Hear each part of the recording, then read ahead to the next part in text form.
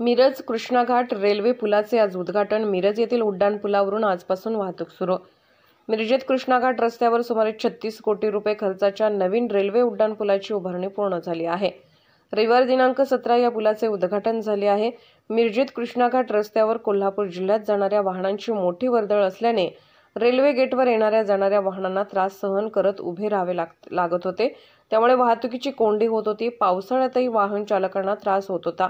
खासदार संजय काका पाटील यांच्या प्रयत्नामुळे आता मिरजेत कृष्णाघाट रस्त्यावर रेल्वे उड्डाणपूल बांधल्याने वाहनधारकांना रेल्वे गाड्यांच्या क्रॉसिंगसाठी थांबावे लागणार नाही।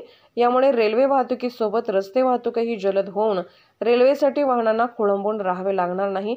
सांगली जिल्ह्यात 124 कोटी रुपये खर्च करून मिरज व भिलवडी येथे 2 उड्डाणपूल बांधण्यात आले। या पुलांचे उद्घाटन नागपूर येथे ऑनलाईन झाले। केंद्रीय रस्ते वाहतूक मंत्री नितीन गडकरी, मुख्यमंत्री एकनाथ शिंदे, उपमुख्यमंत्री देवेंद्र फडणवीस, उपमुख्यमंत्री अजित पवार तसेच खासदार संजय काका पाटील यांच्यासह अनेक मान्यवरांच्या उपस्थितीमध्ये हा सोहळा संपन्न झाला।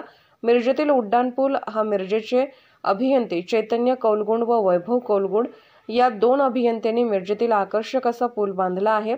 या नवीन पूल बांधणीमुळे मिरजेतील शास्त्री चौकापासून कृष्णाघाट, अर्जुनवाड, शिरोळ, कुरुंदवाड तसेच जयसिंगपूरकडे जाता येते। मिरजेहून या गावाकडे ये-जा करणाऱ्यांची संख्या मोठी आहे। याच मार्गावर शिरोळच्या पुढे नृसिंहवाडी हे तीर्थक्षेत्र आहे। या नृसिंहवाडी तीर्थक्षेत्राकडे जाणाऱ्या भाविकांची संख्या देखील मोठ्या प्रमाणात आहे। या पुलामुळे मिरजेच्या सौंदर्यातही भर पडणार आहे। त्यामुळे नागरिकातून समाधान व्यक्त होत आहे।